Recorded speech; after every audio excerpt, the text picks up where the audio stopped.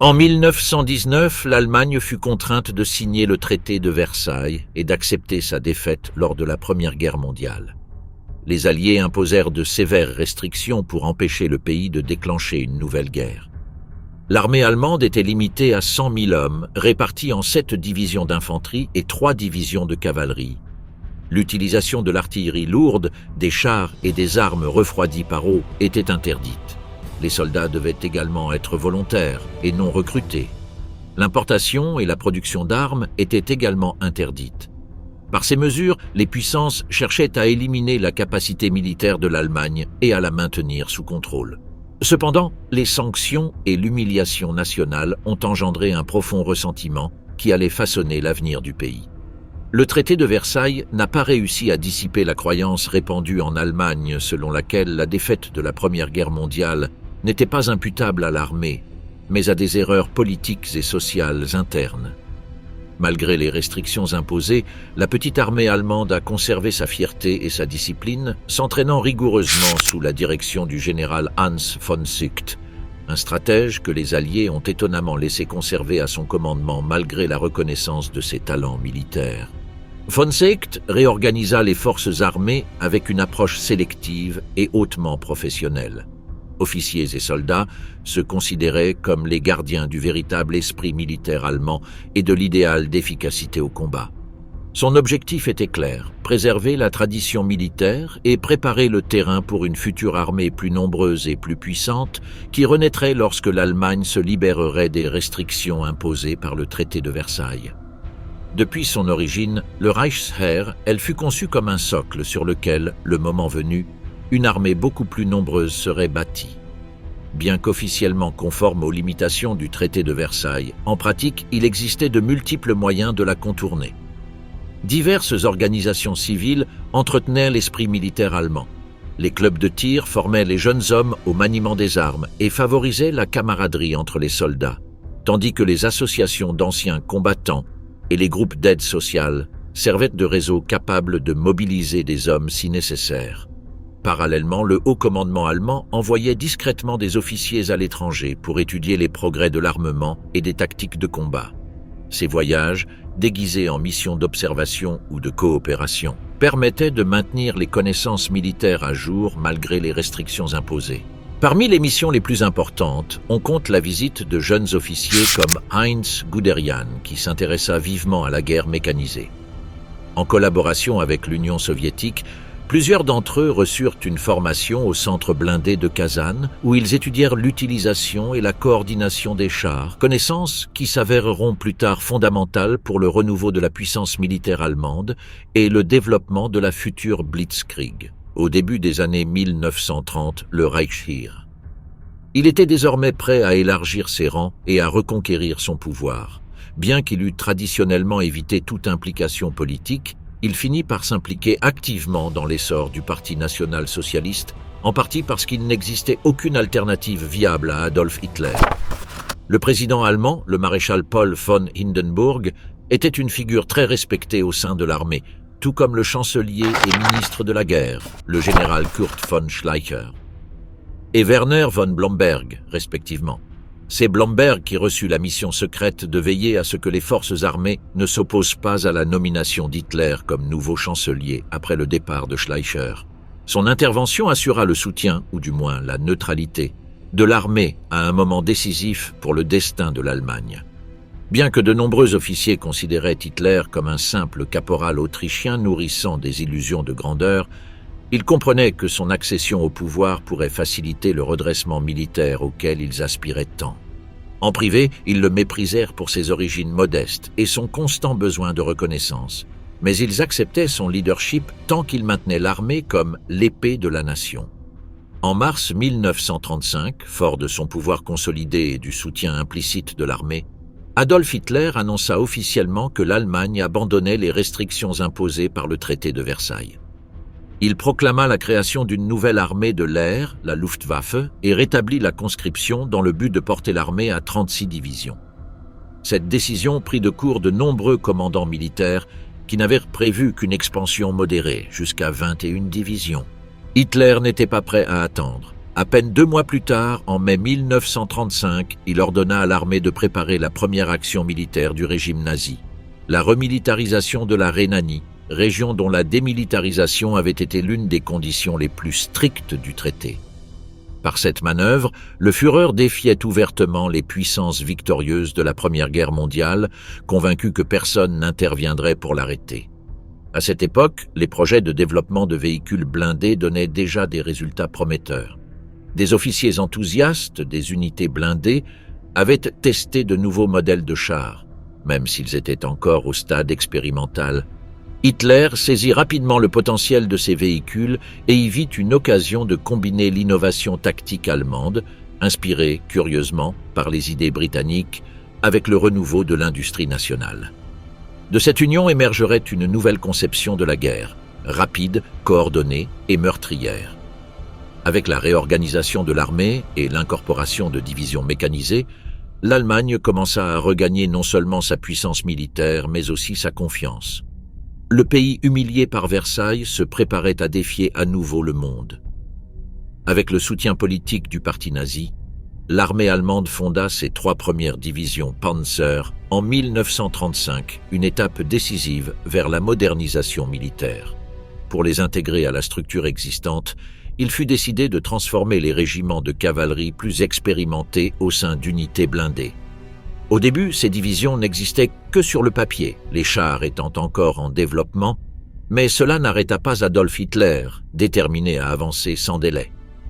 En mars 1936, le Führer ordonna sa première grande manœuvre militaire, la réoccupation de la Rhénanie, région démilitarisée depuis la fin de la Première Guerre mondiale. Cette opération constituait une atteinte directe au traité de Versailles et au pacte de Locarno et mettait à l'épreuve la volonté des puissances européennes.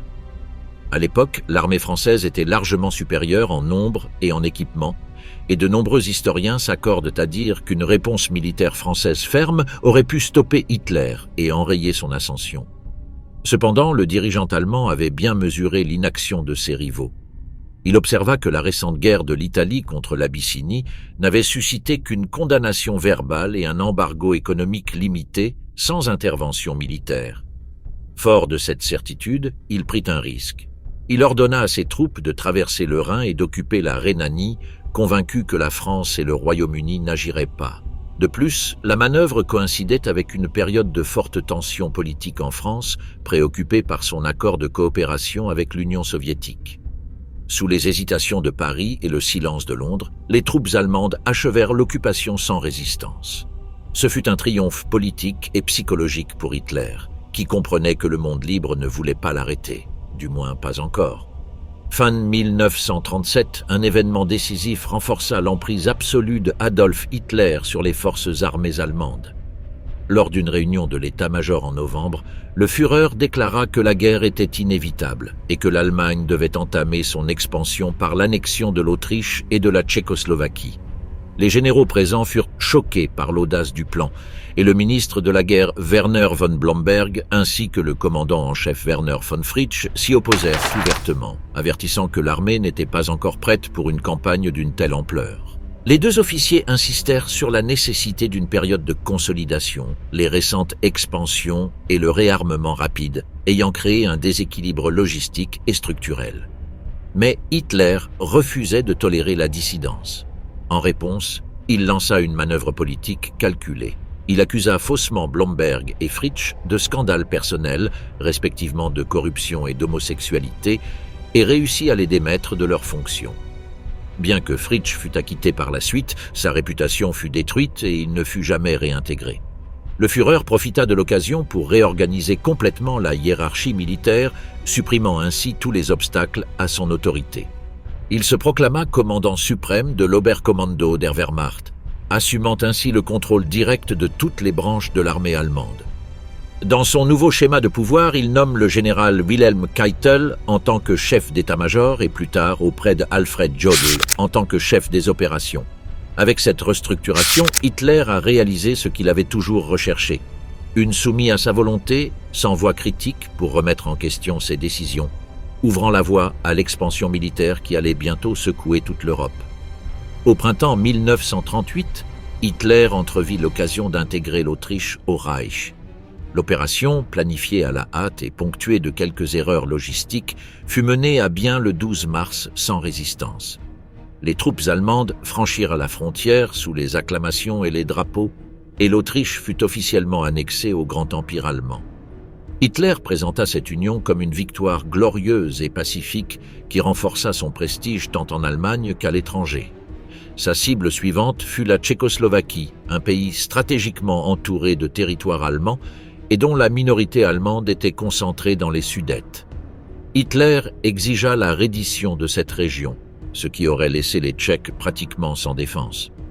Face au refus de Prague et craignant une guerre en Europe centrale, la France et le Royaume-Uni intervinrent diplomatiquement. Le résultat fut les accords de Munich, septembre 1938, par lesquels l'Allemagne obtint les Sudètes en échange de la promesse de ne plus revendiquer de territoire, promesse qu'Hitler allait bientôt rompre.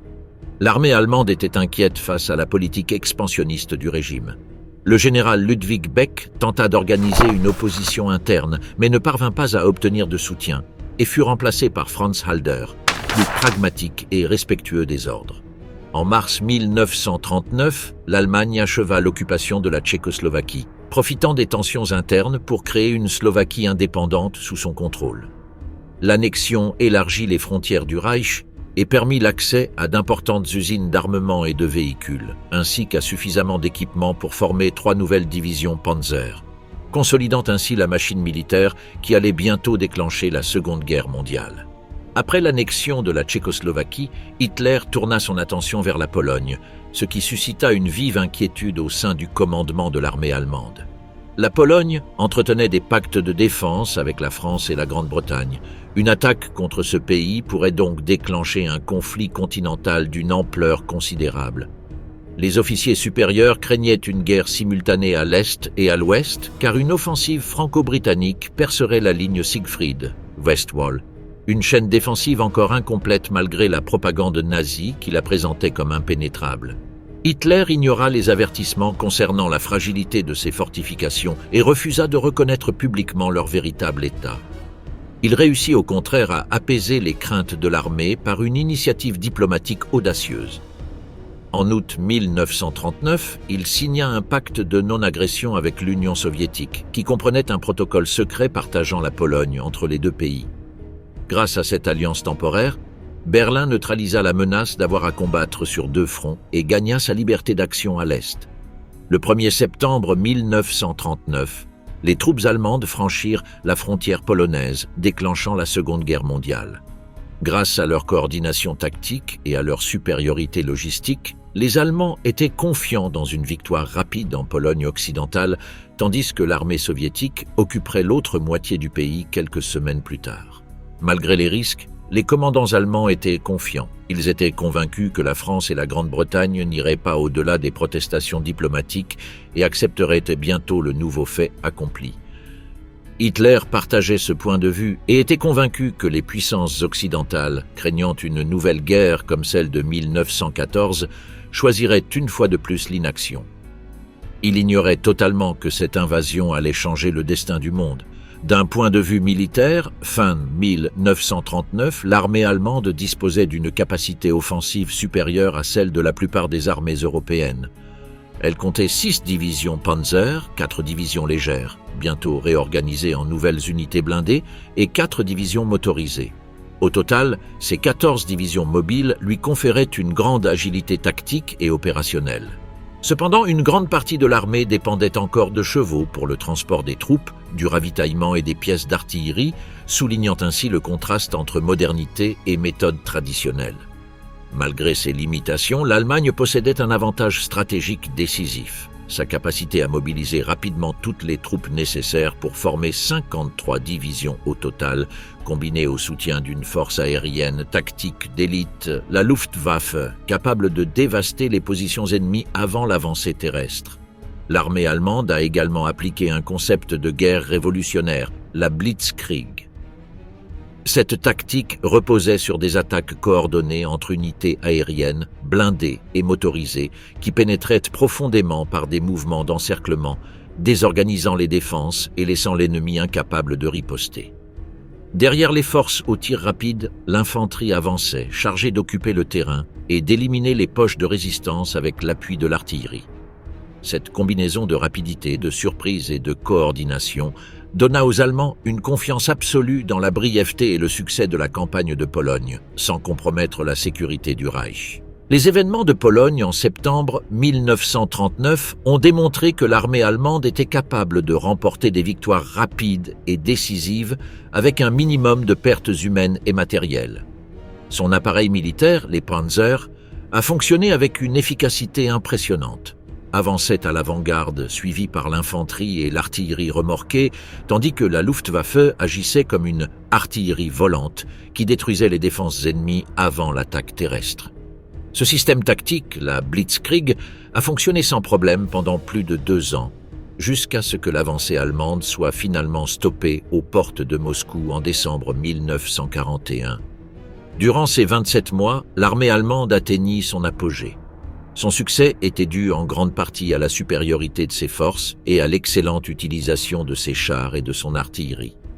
Bien que certaines nations disposaient de véhicules blindés supérieurs, elles parvenaient rarement à les coordonner en unités efficaces. Ce manque de cohésion permit à l'Allemagne de maintenir la dynamique de ses offensives et de dominer une grande partie de l'Europe en un temps record. Cependant, ces victoires furent accompagnées de problèmes croissants. La récupération des véhicules endommagés fut lente, ce qui compromettait la continuité des opérations. De plus, émerger des conflits internes éclatèrent entre les généraux des forces blindées et ceux de l'infanterie. Les premiers prônaient l'utilisation de chars pour effectuer de vastes manœuvres d'encerclement qui désorganiseraient l'ennemi, laissant la destruction finale à l'infanterie. Les seconds exigeaient un soutien direct des panzers au front, même si cela limitait leur capacité de pénétration. Hitler se rangea du côté des commandants blindés, consolidant la Blitzkrieg au cœur de sa stratégie militaire. Même dans ces conditions de tension, les généraux allemands ont fait preuve d'une remarquable capacité à improviser des tactiques et à réagir rapidement aux situations imprévues. Le maréchal Gerd von Rundstedt, commandant du groupe d'armées sud pendant la campagne de Pologne, en est un exemple frappant. Lorsque les forces polonaises tentèrent de percer vers l'ouest depuis la poche de Bzura, Rundstedt manœuvra avec précision et réussit à les encercler complètement, confirmant ainsi la supériorité tactique allemande dès les premières années de la guerre. L'opération Barbarossa, initialement prévue pour le printemps, fut finalement reportée au 21 juin 1941. Malgré ce retard, l'invasion de l'Union soviétique débuta avec un succès apparent. L'Allemagne disposait d'une armée puissante et disciplinée, parfaitement entraînée aux tactiques de Blitzkrieg, qui avaient déjà fait leurs preuves en Pologne, en France et dans les Balkans. Le 4e Panzergruppe, commandé par le général Erich Höppner, mena l'avancée du groupe d'armées Nord, dirigé par le maréchal Wilhelm Ritter von Leeb, avec 3 divisions blindées et 3 divisions d'infanterie, avançant vers Leningrad. Au sud, le 1er Panzergruppe, commandé par le maréchal Ewald von Kleist avec 5 divisions blindées et 3 divisions d'infanterie, mena l'avancée du groupe d'armées sud du maréchal Gerd von Rundstedt vers l'Ukraine. L'effort principal, cependant, se porta sur le groupe d'armées centre dirigé par le maréchal Fedor von Bock, dont l'objectif était Moscou. Cette offensive utilisa une tactique de double tenaille avec 2 puissants groupes blindés. Le 3e Panzergruppe, sous le commandement du général Hermann Hoth, avec 4 divisions Panzer et 3 divisions d'infanterie, avançant depuis le nord, et le 2e Panzergruppe, dirigé par le général Heinz Guderian, avec 5 divisions Panzer et 4 divisions d'infanterie, attaquant depuis le sud. Au total, la Wehrmacht. L'armée soviétique déployait 17 divisions blindées et 103 divisions d'infanterie, appuyées par 14 divisions roumaines et 2 divisions hongroises dans le secteur sud, ainsi que 15 divisions finlandaises appuyées par 5 divisions allemandes à l'extrême nord. Face à elles, l'armée soviétique disposait de 28 divisions blindées, mais leur apparente supériorité numérique ne se traduisait pas par un réel avantage. L'Union soviétique manquait de l'expérience et de la coordination tactique des Allemands. Ces unités blindées étaient dispersées, affectées à différentes armées sans structure commune comme celle des Panzergruppen. De plus, Les Soviétiques continuaient d'employer des tactiques combinées de chars et d'infanterie, déjà obsolètes comparées à la rapidité et à la précision de la Blitzkrieg. Par conséquent, malgré un nombre accru de chars, les forces soviétiques étaient nettement désavantagées face aux formations allemandes, bien mieux organisées, mieux entraînées et dotées d'un commandement tactique infiniment plus efficace. La supériorité tactique et organisationnelle de l'armée allemande se traduisit par une série d'avancées vertigineuses au cours des premiers mois de la campagne. Les forces de la Wehrmacht parvinrent à encercler des millions de soldats soviétiques et à s'emparer d'énormes quantités d'armes, de véhicules et de ravitaillements. L'offensive semblait inéluctable et les colonnes allemandes s'enfoncèrent toujours plus profondément au cœur de la Russie occidentale, convaincus que la victoire finale était à portée de main. Cependant, le territoire à couvrir était vaste et les distances entre les lignes de bataille et les bases de ravitaillement s'allongeaient de jour en jour. Les routes étaient rares, les sentiers poussiéreux ou boueux et les transports insuffisants. La logistique commença à poser un sérieux problème. Soldats et chevaux étaient épuisés après des semaines de marche ininterrompues et de combats incessants. À cette situation s'ajoutait la stratégie de la terre brûlée appliquée par les Soviétiques. Lors de leur retraite, ils détruisirent tout ce qui pouvait être utile à l'ennemi: récoltes, ponts, entrepôts, voies ferrées et usines. Les Allemands se retrouvèrent alors avec un territoire dévasté, sans ressources locales à exploiter, et avec de plus en plus de difficultés à ravitailler leurs unités motorisées en carburant et en munitions. Avec l'arrivée de l'automne, l'avancée allemande devint quasiment impossible. Les pluies transformèrent les routes et les champs en une boue épaisse, paralysant les véhicules et ralentissant les mouvements des troupes. Peu après, l'hiver russe s'abattit avec une rigueur extrême. La boue gela et les températures atteignirent des niveaux insupportables. Les forces allemandes, dépourvues de vêtements et d'équipements adaptés au froid, furent pratiquement immobilisées à côté de leurs véhicules endommagés ou gelés. Le groupe d'armée centre parvint à atteindre les faubourgs de Moscou, mais fut finalement stoppé. À ce moment-là, l'arrivée des troupes sibériennes, entraînées au combat hivernal et équipées pour résister aux basses températures, renversa le cours de la bataille.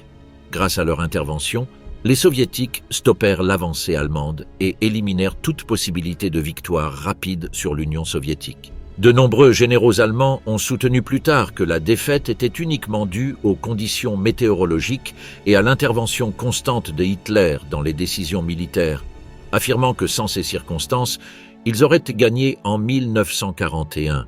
Cependant, cette interprétation ignore la résilience de l'armée et du peuple soviétique, qui ont continué à se battre avec détermination. Les Soviétiques avaient évacué et détruit des ressources vitales avant l'arrivée des Allemands et ont réussi à déplacer des usines entières à l'est de l'Oural, à les réinstaller en un temps record et à reprendre la production de guerre, assurant ainsi leur capacité à poursuivre le combat malgré les pertes initiales. L'une des erreurs les plus graves de l'opération Barbarossa. Le manque de prévoyance face à l'immensité du territoire soviétique était un obstacle majeur. Les commandants allemands n'ont pas compris que les tactiques de Blitzkrieg, efficaces lors de campagnes courtes et concentrées, perdaient leur sens dans un espace aussi vaste. La Luftwaffe ne pouvait ni couvrir ni contrôler une zone arrière aussi profonde, rendant impossible l'arrêt des mouvements de troupes et de ravitaillement ennemis. De plus, les immenses distances épuisaient soldats et chevaux, et l'usure mécanique des véhicules, aggravée par la poussière et les mauvaises conditions du terrain, ont largement dépassé ce que les planificateurs allemands avaient prévu. Les infrastructures russes représentaient également un obstacle décisif. À l'exception de l'autoroute Minsk-Moscou, il n'y avait quasiment aucune route praticable. Les chemins devenaient de véritables bourbiers pendant les pluies d'automne, piégeant chars et camions dans la boue. À cela s'ajoutait la différence d'écartement des voies ferrées entre l'Allemagne et l'URSS. Lors de leur retraite, les Soviétiques détruisirent locomotives, wagons et matériel roulant, obligeant les Allemands à réaligner les voies avant leur utilisation, ce qui ralentissait encore davantage l'approvisionnement. Ces facteurs ont exercé une pression constante sur les forces d'invasion, qui se sont affaiblies à mesure qu'elles avancèrent vers l'Est. Les colonnes motorisées et les divisions blindées ont perdu de leur efficacité, tandis que les lignes logistiques se sont étirées au point de devenir intenables. À cela s'ajoutait un problème stratégique encore plus important, Le front allemand s'étendait de la mer Noire à la mer Baltique, avec 3 groupes d'armées avançant dans des directions différentes. Au nord-est vers Leningrad, à l'est vers Moscou et au sud-est vers Kiev. Plus ils pénétraient en Russie, plus ils se disloquaient, rendant le soutien mutuel difficile. Cette dispersion permit à l'armée rouge de concentrer ses forces supérieures dans des secteurs spécifiques, d'exploiter les brèches entre les formations allemandes et de commencer à stopper l'offensive, qui jusque-là semblait invincible. Outre le fait d'opérer sur un territoire vaste et désolé, les forces allemandes l'ont fait sans orientation stratégique claire. Le haut commandement manquait de plan défini, au-delà de l'objectif général d'anéantir l'Union soviétique et de détruire son système politique. Aucun objectif militaire concret ni objectif territorial précis ne guidait la campagne.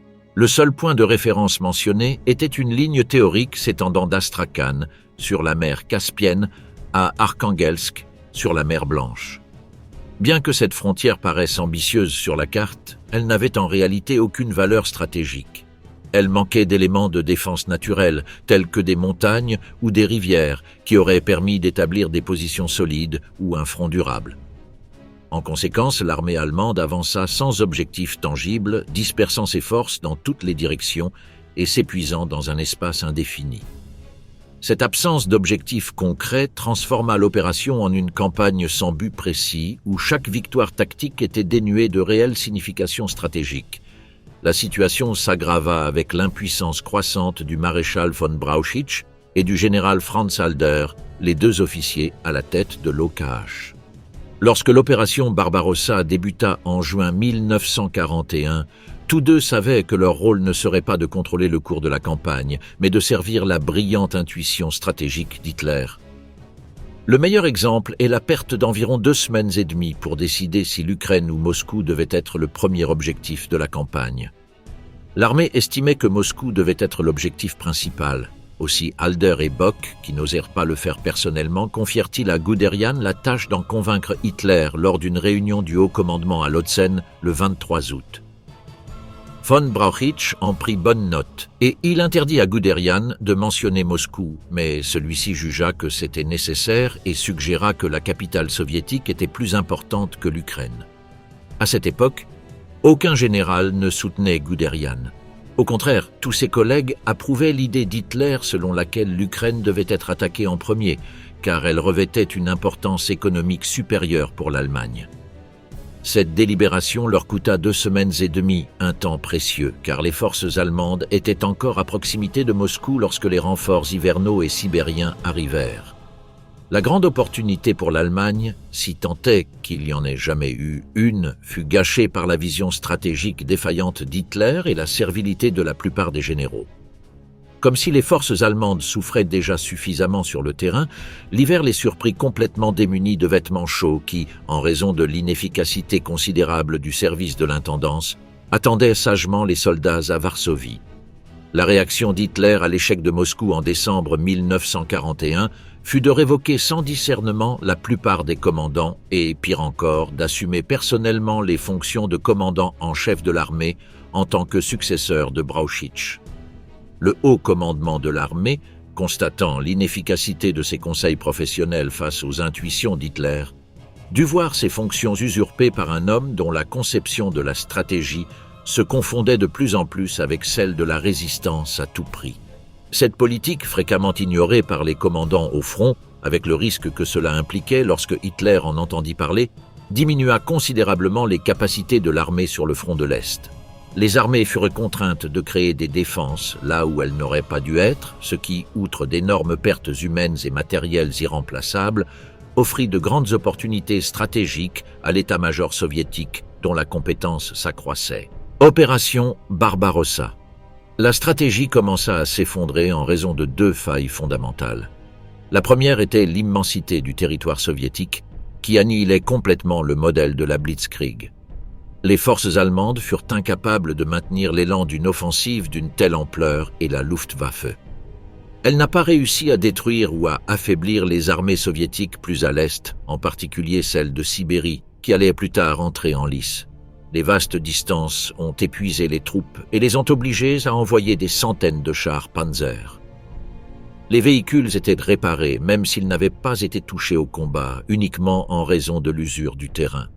En dehors de l'autoroute Minsk-Smolensk-Moscou, les routes goudronnées étaient quasi inexistantes. Les chemins se transformaient en bourbiers sous la pluie et les voies ferrées russes, dont l'écartement était différent de celui des voies allemandes, devaient être modifiées une à une pour assurer le transport des fournitures. Ces facteurs rendirent inévitable l'essoufflement de l'offensive. Plus les Allemands avancèrent vers l'Est, plus leurs forces se dispersaient et moins ils avaient la capacité de se regrouper en cas d'urgence. En revanche, l'armée rouge pouvait rapidement concentrer des troupes fraîches pour lancer des contre-attaques locales qui épuiseraient l'offensive. Pire encore, il n'y avait aucun point d'arrivée précis. La ligne dite AA, Arkhangelsk-Astrakhan, tracée par Hitler comme objectif, était totalement dénuée de sens stratégique. C'était une frontière sans défense naturelle, impossible à tenir face à un ennemi déterminé aux ressources apparemment inépuisables. Sur le long front s'étendant de Leningrad à la mer Noire, il n'existait aucun point de défense naturelle ni objectif clairement défini. L'offensive devait être menée sur un front immense, ce qui créait de sérieux problèmes de coordination entre les différents groupes d'armées. Il était impossible d'assigner des objectifs fixes à chaque commandant, car personne ne pouvait prédire précisément où se concentrerait le gros des forces ennemies une fois le front pénétré profondément en territoire russe. En théorie, si la situation exigeait que le groupe d'armées centre soutienne le groupe d'armées nord, un ordre supérieur et une coopération immédiate entre les commandants auraient suffi. En pratique, cela ne s'est jamais produit. Les rivalités personnelles, la mauvaise communication et l'orgueil du haut commandement ont miné l'unité de l'armée allemande. 5 généraux se distinguèrent par leur indiscipline ou leur désaccord avec le commandement central.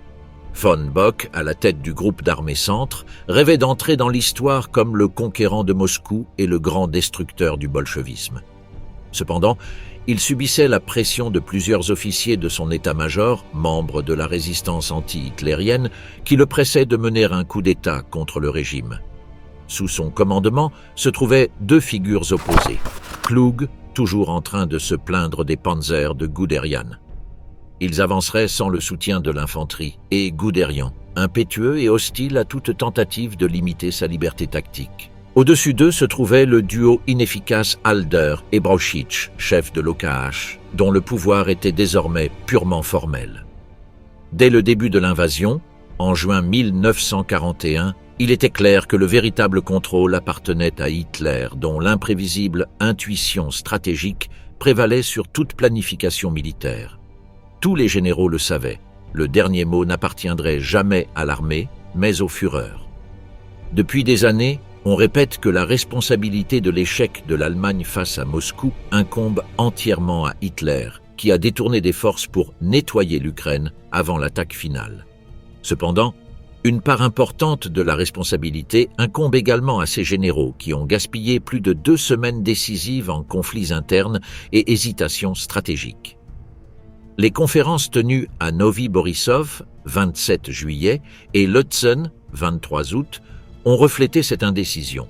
Ce dernier a posé le dilemme central. Fallait-il avancer sur Moscou ou sur l'Ukraine? Halder et von Bock, incapables d'affronter Hitler directement, déléguèrent la tâche à Guderian, espérant le convaincre d'attaquer Moscou sans délai. Mais Brauchitsch, déjà terrassé par la peur, alla jusqu'à lui interdire de mentionner le nom de la capitale soviétique. Guderian désobéit, mais fut réduite au silence par la soumission collective du reste des commandants qui acquiescèrent, tandis qu'Hitler, irrité, insistait sur le fait que ses généraux ignoraient la dimension économique de la guerre et que l'Ukraine devait être le premier objectif. Cette décision s'avéra désastreuse. Lorsque l'armée allemande reprit son offensive vers Moscou, les premiers froids de l'hiver étaient déjà arrivés. Bien que, sur le papier, l'armée allemande ait réussi à détruire une grande partie des effectifs estimés de l'armée rouge, de nouvelles divisions soviétiques apparurent les unes après les autres. De plus, l'apparition du T-34, un char soviétique supérieur en puissance, en blindage et en mobilité, surprit complètement les équipages allemands et neutralisa une partie de leur avantage tactique. La défaite finale fut aggravée par la négligence du haut commandement qui, confiant dans une victoire rapide, n'avait pas anticipé la rigueur de l'hiver russe. Alors que les températures chutaient, l'équipement d'hiver de l'armée allemande était toujours bloqué à la gare de Varsovie, tandis que des milliers de soldats sur le front de l'Est affrontaient le froid extrême, sans abri, sans carburant et avec leurs machines gelées. Lors de la bataille de Moscou, l'ennemi le plus implacable de l'armée allemande n'était pas l'armée rouge, mais le froid extrême. Cependant, l'ordre de résister jusqu'au bout vint directement d'Hitler, qui rejeta toute proposition de retraite stratégique et congédia tous les généraux qui osèrent la proposer. Il prit le commandement absolu de l'armée à von Brauchitsch et donna une instruction inflexible, défendre chaque centimètre de terrain et mourir sur place. Les températures négatives gelèrent le sol, rendant impossible le creusement de tranchées, et des milliers de soldats moururent de froid. Malgré cela, le front allemand résista jusqu'en mars 1942, lorsque Staline lança une offensive mal coordonnée. Depuis septembre 1939, la Wehrmacht, l'Allemagne, avait remporté les plus grandes victoires de son histoire, mais aucune n'avait atteint son objectif principal, mettre fin à la guerre. La Grande-Bretagne disposait désormais d'un allié que l'Allemagne ne pourrait jamais vaincre complètement, l'Union soviétique. Les 2/3 des forces allemandes étaient bloquées sur le vaste territoire russe. Elles l'avaient partiellement conquis, mais au-delà de Moscou, elles ne pouvaient ni avancer ni reculer sans risquer l'effondrement. L'offensive allemande de l'été 1942 en est un exemple. Hitler voulait à la fois Stalingrad et les champs pétrolifères du Caucase, ce qui impliquait que la 4e Panzerarmée devait d'abord soutenir la campagne du Caucase lors de la traversée du Don, puis se replier sur Stalingrad. Le résultat de l'opération fut désastreux, car les Allemands manquèrent l'occasion d'occuper Stalingrad alors qu'elle offrait peu de résistance en août. Paulus décida donc, commandant une force pour la première fois, d'attaquer frontalement les solides défenses soviétiques, ce qui était tout à fait absurde d'un point de vue tactique. La 3e raison était qu'Hitler insistait sur le fait que le territoire conquis au prix du sang allemand ne pouvait être perdu. Lorsque Stalingrad fut encerclé, la 6e armée aurait pu être sauvée sans trop de difficultés. Mais Paulus tint bon, conformément aux ordres d'Hitler. Il est également vrai qu'ils n'étaient pas les seuls à croire qu'ils pouvaient tenir la ville et résister aux attaques soviétiques, car au début de la guerre, les troupes allemandes restées dans les grandes poches de Demiansk et Kolm avaient réussi à le faire grâce aux possibilités de transport offertes par la Luftwaffe. Tout allait désormais se terminer par l'un des épisodes les plus désastreux de l'histoire militaire allemande.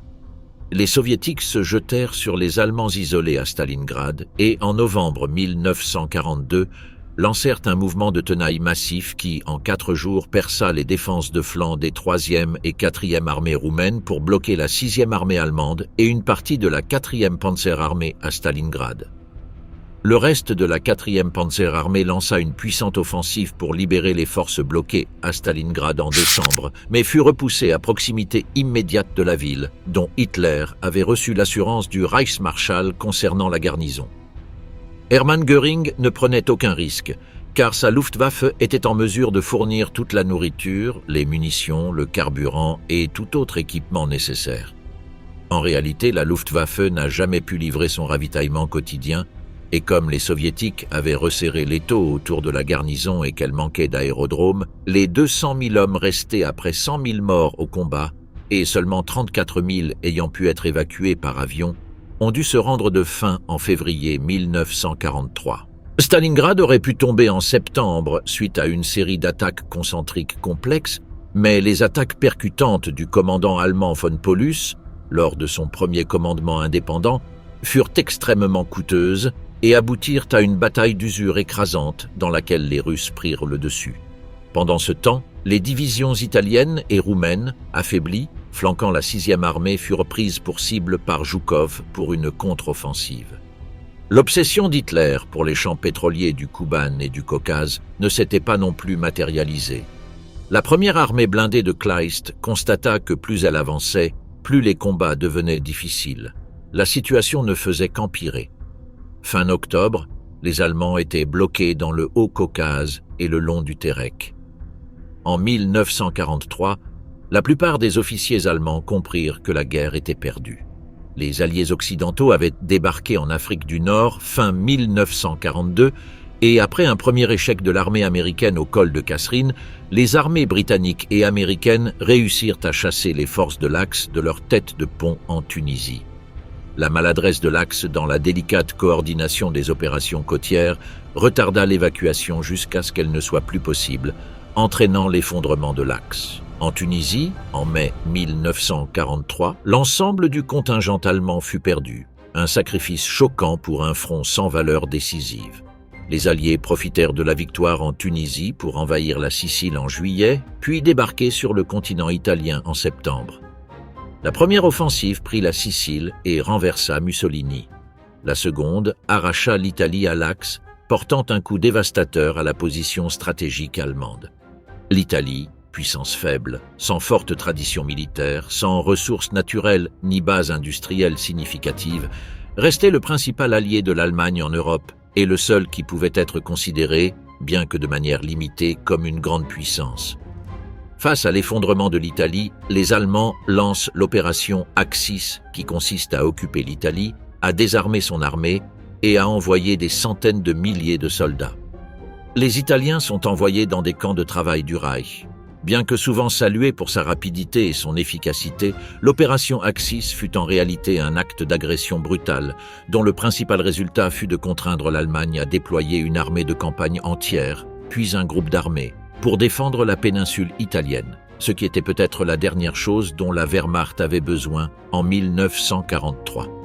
Les événements à l'Est aggravèrent encore ces désastres. La dernière grande offensive allemande en Union soviétique, l'opération Citadelle, eut lieu en juillet 1943. C'était une opération typiquement allemande. Une préparation méticuleuse, d'énormes concentrations de chars et un plan de manœuvre concentrique dirigé contre la ville de Koursk. Malheureusement, ce fut également un échec cuisant.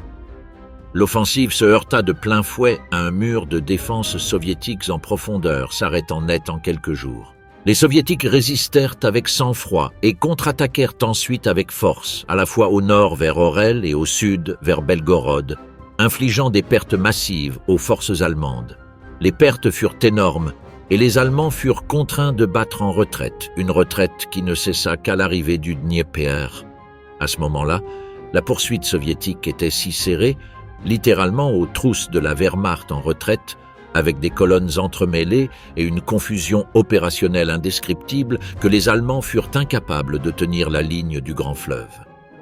Fin septembre, les Soviétiques avaient franchi le Dniepr en plusieurs points, reliant leurs positions pour former une immense tête de pont sur la rive ouest. En novembre, les troupes soviétiques entrèrent dans Kiev, libérant la principale ville russe. Cependant, leur tentative d'avancer vers l'ouest depuis le saillant de Kiev échoua face à la défense vigoureuse et magistrale du 48e corps blindé allemand, commandé par le général Hermann. Noir. Considéré comme l'un des commandants de chars les plus compétents de la Wehrmacht, Balk infligea un coup sévère aux Soviétiques entre Jitomir et Broussilov, parvenant à encercler et à détruire le premier corps de cavalerie de la garde et les 5e et 8e corps de chars soviétiques. La fermeture de la poche de Jitomir mettra un terme à la séquence opérationnelle initiée à Koursk. Le commandant du groupe d'armée, le maréchal Georg von Küchler, tenta à plusieurs reprises de retirer des divisions du front pour former une réserve, mais le résultat habituel était un ordre d'Hitler ou de l'état-major général, que a complètement supprimé son autorité sur ces divisions. 1943, une analyse rationnelle indiquait au haut commandement de la Wehrmacht que la guerre était perdue, et ils l'ont eux-mêmes reconnu à de nombreuses reprises, tant dans leurs écrits de l'époque que dans leurs mémoires ultérieures. Cependant, la tradition militaire, renforcée de 1000 manières, les a poussés à garder la foi et à poursuivre le combat. Dans ce contexte, une autre vieille coutume prussienne a joué un rôle décisif dans la cristallisation de leur mentalité, le Totenritt, ou « chevaucher vers la mort ». Les historiens accusent souvent Hitler de prendre des décisions non professionnelles et erronées en raison de son insistance à tenir chaque position jusqu'au dernier homme et au dernier canon, déclarant chaque ville forteresse, Festung, et chaque village point fortifié, Fest, Platz, et ordonnant de se battre pour chaque pouce de terre. Oui, un tel discours était irrationnel, mais l'attitude provocatrice du Führer, se dresser face au monde entier, lever le poing contre le destin et refuser de capituler, s'inscrivait parfaitement dans la tradition de Frédéric le Grand.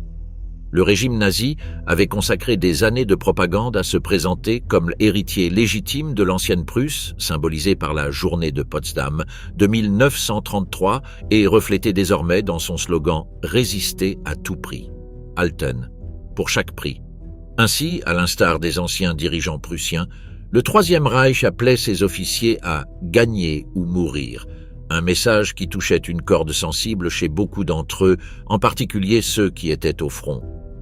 En fait, sa réponse n'était pas toujours pleinement consciente, et lorsque la nouvelle de la mort de Roosevelt parvint au bunker en avril 1945, elle sembla à plus d'un comme un nouveau miracle de la maison de Brandebourg, une illusion de plus au milieu de l'effondrement final. Wehrmacht, la dernière flamme de l'Empire allemand. La situation stratégique de l'Allemagne en janvier 1945 était désespérée. À l'ouest, les Alliés avançaient vers le Rhin. À l'est, l'armée rouge rassemblait plus de 400 divisions prêtes à marcher. Berlin et au sud, les forces soviétiques assiégeaient la capitale hongroise, Budapest. Seule l'Italie a vu le front rester relativement stable. La Wehrmacht, autrefois fière, était devenue l'ombre de son ancienne puissance. Bien qu'environ 7 millions d'Allemands soient restés sous les armes, ils souffraient d'une pénurie extrême de munitions, de ravitaillement et d'équipements, tandis que le moral s'effondrait. Ce n'est que sur le front de l'Est que l'armée a conservé un certain esprit combatif, et même alors elle l'a fait dans un seul but, tenir suffisamment longtemps pour pouvoir fuir vers l'Ouest et se rendre aux alliés occidentaux plutôt que de tomber aux mains des Soviétiques. Dans son bunker de la chancellerie du Reich à Berlin, profondément enfoui sous terre, Hitler refusait d'accepter la défaite. Il croyait encore que tant que leurs armées continueraient à se battre, les alliés occidentaux et les soviétiques risqueraient de rompre leur alliance et de se retourner les uns contre les autres. C'était une idée totalement irrationnelle, mais le Führer était déjà au bord de l'effondrement physique et mental. Il a ignoré les rapports de renseignement avertissant de la supériorité soviétique écrasante sur le front de l'Est, les qualifiant de absurdes, et est même allé jusqu'à suggérer que le chef du renseignement de l'armée allemande, le général Reinhard Gehlen, devait être admis dans un hôpital psychiatrique. L'organisation des armées étrangères de l'Est de Gehlen était les plus précises de toute la guerre. Mais Hitler ne comprenait plus la réalité.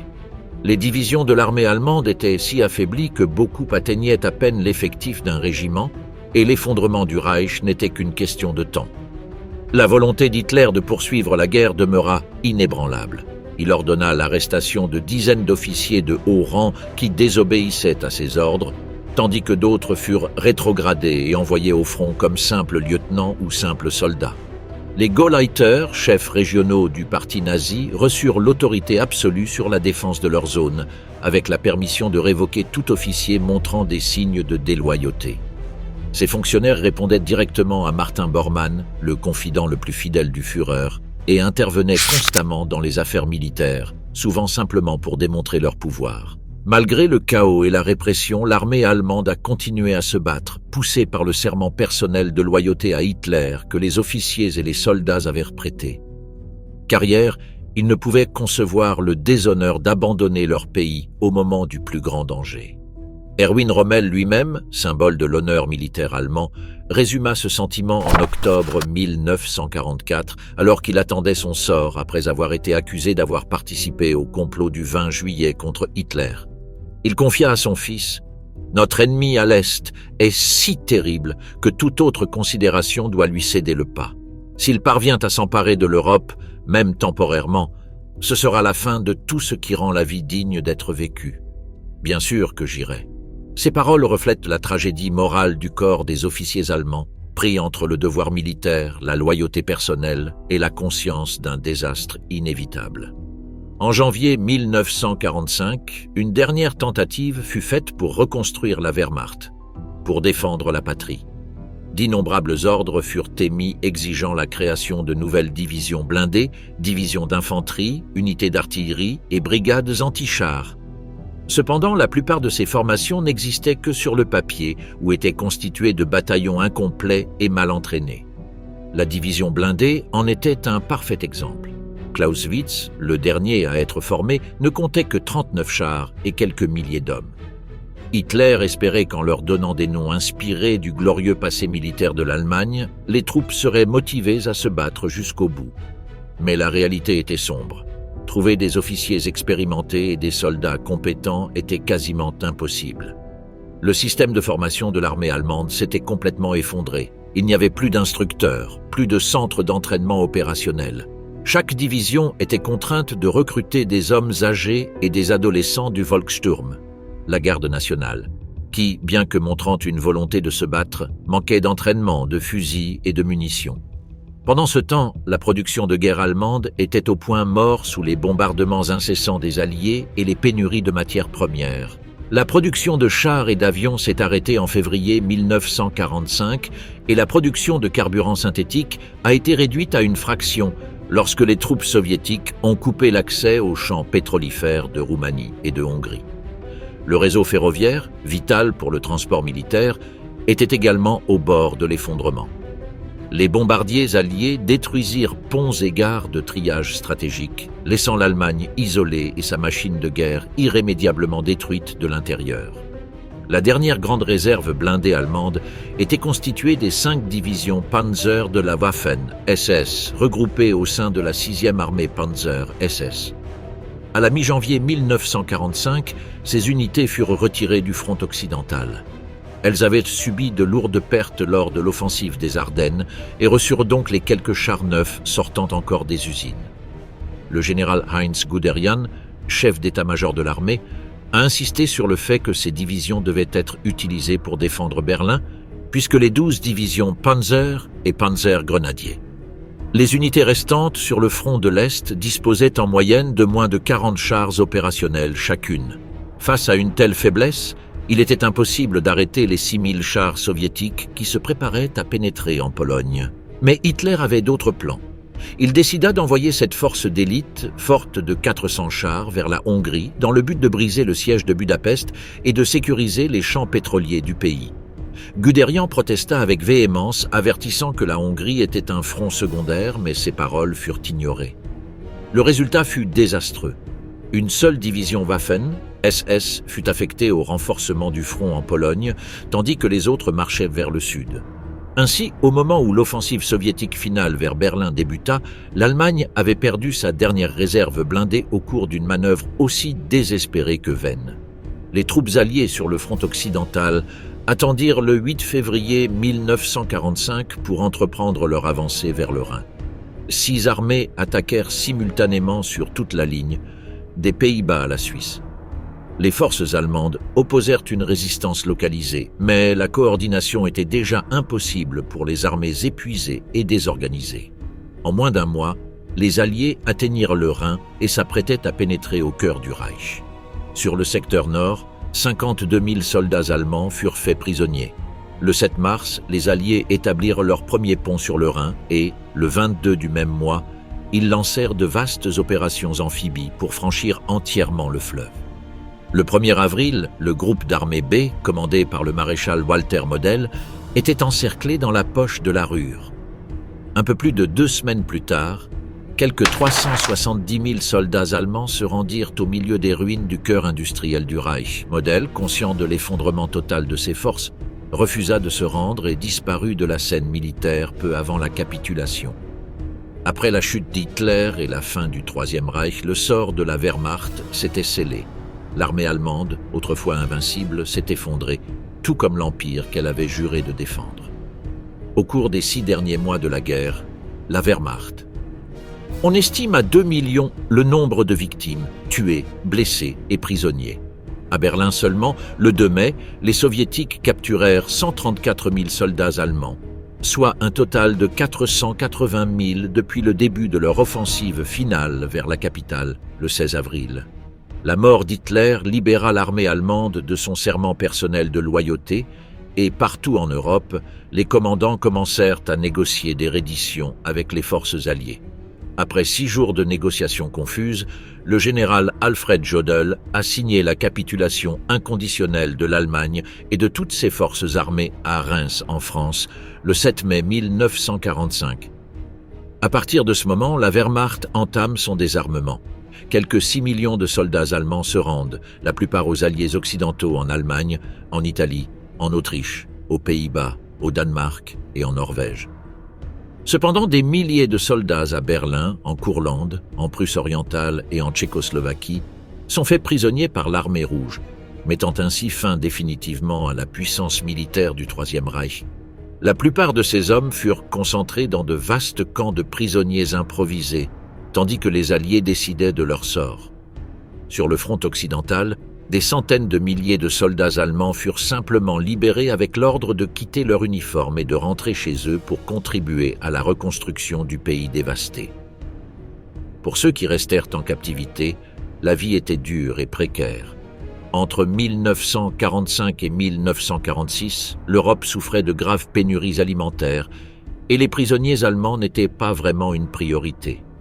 Il fallut de nombreuses années pour retourner en Allemagne, car des centaines de milliers d'entre eux furent utilisés comme travailleurs forcés en Grande-Bretagne, en France et dans d'autres pays d'Europe occidentale. Ce n'est qu'en 1948 que la plupart purent rentrer chez eux. Les officiers supérieurs, en revanche, furent détenus plus longtemps, dans l'attente des enquêtes sur les crimes de guerre. Certains profitèrent de leur captivité pour écrire leurs mémoires, tandis que d'autres collaborèrent aux études analytiques alliées sur les performances et la structure militaire de la Wehrmacht pendant la guerre. Les 2,38 millions de soldats allemands et les 600 000 combattants de l'Axe, faits prisonniers par l'armée rouge, subirent un sort bien plus cruel. La plupart furent envoyés comme travailleurs forcés dans les goulags sibériens sous le régime de Staline. Plus d'1 million d'entre eux, dont au moins 430 000 Allemands, moururent en captivité avant que les survivants ne soient libérés. Publié en 1955. Des milliers d'officiers de la Waffen-SS et de membres du parti nazi furent sommairement exécutés, tout comme des dizaines de milliers de Russes qui avaient servi dans les armées d'Hitler.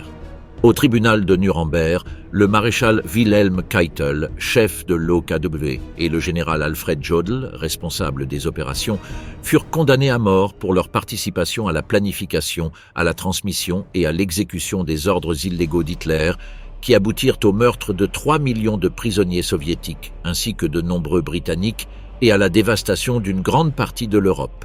D'autres officiers de haut rang ont également été poursuivis, notamment Rundstedt, Brauchitsch, Strauss, Kesselring, Manstein et Hoth. Kesselring. Il fut condamné à mort pour avoir ordonné l'exécution de partisans italiens, tandis que les autres furent condamnés à de longues peines de prison pour crimes de guerre. La plupart furent finalement libérés, d'autant plus que le début de la guerre froide rendait politiquement difficile l'incarcération de généraux ayant combattu l'Union soviétique. L'héritage de la Wehrmacht, l'honneur militaire, des rivages de l'Afrique du Nord aux ruines du soi-disant Reich millénaire, la Wehrmacht a laissé derrière elle une empreinte aussi imposante que tragique. Entre septembre 1939 et novembre 1941, les armées polonaises, norvégiennes, néerlandaises, belges, françaises, britanniques et soviétiques furent défaites les unes après les autres au terme d'une série de campagnes militaires écrasantes. En quelques mois, l'armée allemande accomplit ce qui s'était révélé impossible au cours des 4 années de guerre sanglante de la Première Guerre mondiale. Le général Heinz Guderian s'est un jour vanté. À 2 reprises, après la défaite d'une guerre mondiale, l'état-major général a été dissous sur ordre des vainqueurs. Ces 2 actions démontrent le respect involontaire que nos ennemis éprouvent pour cette excellente organisation. Pour les généraux d'Hitler, ce fut l'apogée de leur carrière. Ils avaient soutenu son accession au pouvoir car il avait promis de restaurer la grandeur de l'Allemagne. En retour, ils avaient contribué à forger l'une des machines de guerre les plus efficaces de l'histoire militaire. Lorsque la victoire semblait assurée, les soldats allemands furent loués par une nation reconnaissante et le Führer les récompensa généreusement, convaincu que son armée était invincible. Le corps des officiers allemands était l'un des plus professionnels et disciplinés au monde et son perfectionnisme militaire frisait l'implacable. Ses capacités logiques et tactiques surpassaient de loin celles de ses adversaires, rarement préparés psychologiquement ou physiquement à affronter la Wehrmacht sur le champ de bataille. Cependant, ces victoires éclairs enivrèrent Hitler et son armée. Ils n'avaient pas anticipé l'effondrement si facile de leurs ennemis et la rapidité de leur victoire les rendit trop sûrs d'eux, presque ivres de pouvoir. L'opération Barbarossa s'est révélée une folie monumentale, une erreur stratégique et morale sans précédent. Une fois que le régime a entrepris l'extermination systématique des Juifs et des Soviétiques, il n'y avait plus de retour en arrière possible. La guerre était devenue un conflit d'anéantissement total. Et malgré toute son organisation, l'Allemagne ne parvint jamais à égaler les ressources industrielles et humaines de ses ennemis. La perfection tactique de la Wehrmacht se révéla inefficace face à l'écrasante machine de guerre alliée, qui allait finalement ensevelir le Reich sous ses ambitions démesurées. Lorsque Hitler proclama la guerre totale, en janvier 1943, la Wehrmacht aborda la nouvelle phase du conflit avec une détermination renouvelée, prête à résister aux Soviétiques et aux Alliés dans l'espoir de forcer un match nul. Grâce aux énormes efforts de reconstruction entrepris en 1943 pour préparer l'opération Citadelle, l'offensive de Koursk, et à nouveau pour contrer l'invasion alliée de la France en 1944, l'armée allemande a réussi à maintenir une capacité de combat étonnamment élevée, même face à ennemis numériquement et matériellement supérieurs. Les généraux et les soldats allemands se sont battus avec un dévouement total pour leur Führer et pour leur patrie, mais leurs sacrifices se révélèrent insuffisants. À l'été 1944, entre juin et juillet, la Wehrmacht fut déchirée par une série de défaites colossales sur les fronts de l'Est et de l'Ouest dont elle ne se relèverait jamais. Dès lors, l'armée allemande ne se bat plus pour vaincre, mais pour retarder l'inévitable, tandis que le Reich s'effondre sous le poids de sa propre guerre totale. Certains anciens généraux d'Hitler ont affirmé après la guerre que la défaite de l'Allemagne n'était pas de sa faute, ce qui implique que si leurs conseils professionnels avaient été suivis, la catastrophe aurait pu être évitée. D'autres ont souligné leur participation au complot de juillet 1944 comme preuve qu'ils agissaient dans l'intérêt supérieur du pays. Mais ces excuses n'étaient que les symptômes classiques de tentatives d'hommes de rejeter leurs responsabilités sur un Hitler déjà mort. Durant les années de victoire, les généraux vendirent leur âme aux dictateurs et, lorsque tout s'écroula, ils rejetèrent la faute sur tout le monde, sauf sur eux-mêmes. Ceux qui tentèrent de réparer les dégâts le firent trop tard pour renverser le cours de la guerre. Ils avaient juré de donner leur vie pour leur Führer, et durant les années de défaite, Hitler les força à tenir ce serment. Certains continuèrent à le servir dans l'espoir de limiter les dégâts causés par ses ordres de plus en plus irrationnels, mais cela devint impossible lorsque le dictateur prit le contrôle absolu de son appareil militaire. Un petit groupe d'officiers décida de l'éliminer physiquement, mais la tentative d'assassinat échoua lamentablement, et la plupart des conspirateurs furent exécutés par leurs propres camarades. Finalement, Hitler manipula ses généraux à sa guise et ceux qui se prenaient pour de redoutables stratèges se révélèrent être des nains politiques aux yeux de leur maître. Le juge britannique Geoffrey Lawrence, l'un des juges qui présidèrent le procès de Nuremberg après la guerre, condamna avec véhémence les généraux allemands. Il déclara « Ils sont largement responsables de la misère et des souffrances qui ont frappé des millions d'hommes, de femmes et d'enfants.